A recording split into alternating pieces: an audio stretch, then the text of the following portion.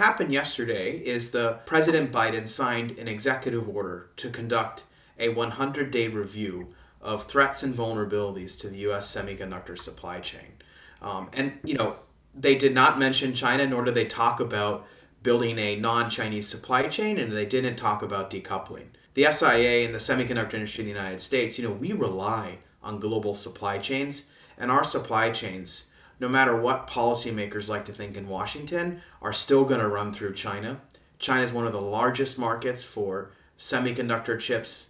It's one of the fastest growing markets for things like 5G, autonomous vehicles, medical devices, all sorts of innovative technologies that are just bristling with semiconductors. So we're not going to, and we shouldn't, decouple from the China market. And that's not our understanding of what this supply chain review is intended to do. Rather, per the White House document that was released yesterday, it's to look at, from a global perspective, what are some of the critical bottlenecks, shortages, and vulnerabilities that the supply chain globally exists in the semiconductor industry. And so the SIA and semiconductor industry, we support that initiative to take a scientific approach to analyze what some of those challenges may be for the semiconductor industry and help us think more strategically where the U.S. government should channel some strategic investments. So this is what, something that we think is a very positive development, and we support it very much so.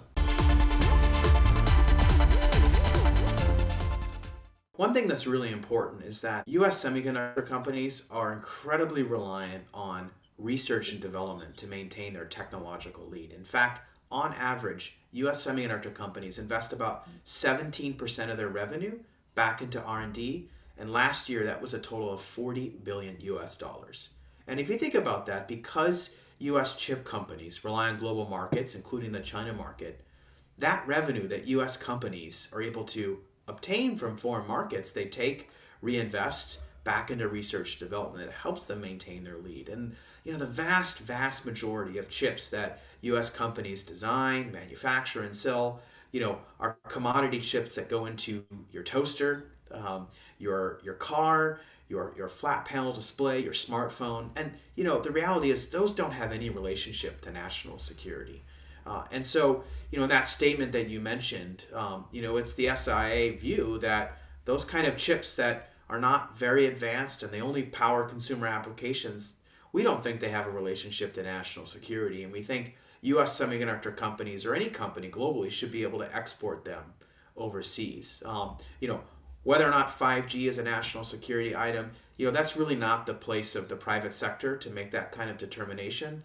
That's something that the governments look at and decide what kind of technology might pose national security risks, what kind of technology does not. Certainly in the private sector, we have our own view. We think these consumer technologies that go into mobile handsets and flat panel displays don't have a security risk. But on 5G, we also can't deny that there's been a lot of debate and discussion, and you might have noticed that policymakers that are both Democrats and Republicans, they think 5G is really important, and there's been a big focus on it by governments, not just in the United States, but in Europe and Japan, even in China, as my understanding is, places a big strategic focus on 5G, and as part of that, some of the largest 5G networks in the world are in China, which is, of course, a very incredible development and important for the semiconductor industry.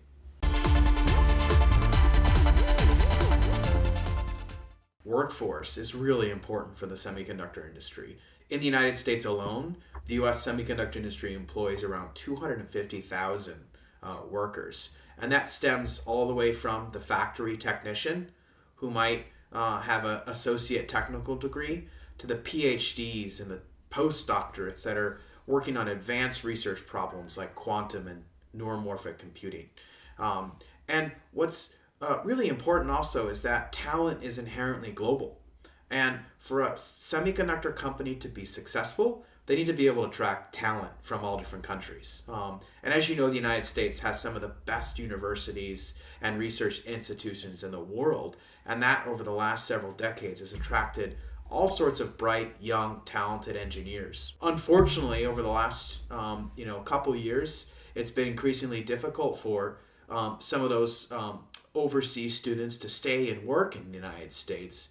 And our hope is that the U.S. government, the Congress, and the White House can work together to be able to create more opportunities for foreign students who want to stay and work in the United States to stay here so they can help power innovation.